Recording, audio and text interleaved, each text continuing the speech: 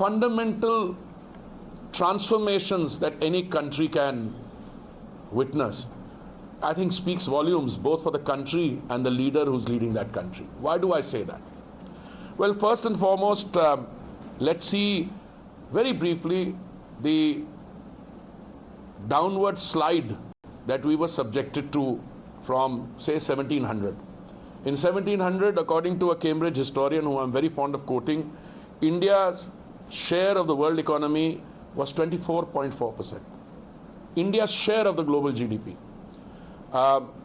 And its share of globalized industrial output was about 25%.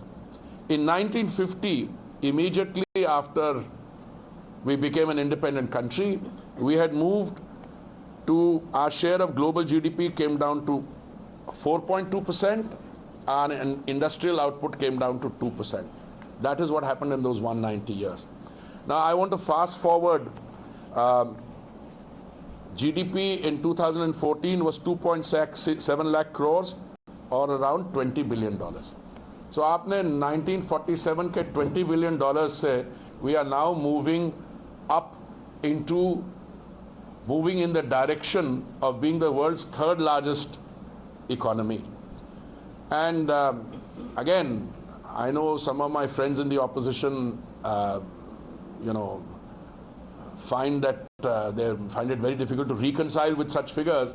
But if you look at the estimates of Ernst Young and others, they say by 2047 we will be a $26 trillion economy. Now, those are estimates. But one thing is very clear, and the purpose here is not to draw comparisons, because comparisons are always odious.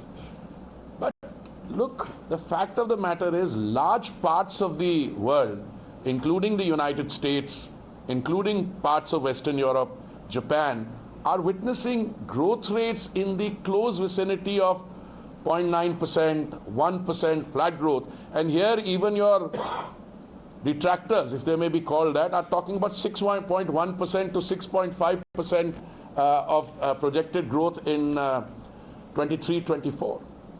So, $5 trillion economy by 25 or 26, which people doubted, is looking at us. A $10 trillion economy by 2030 is again no longer a matter of debate or disagreement.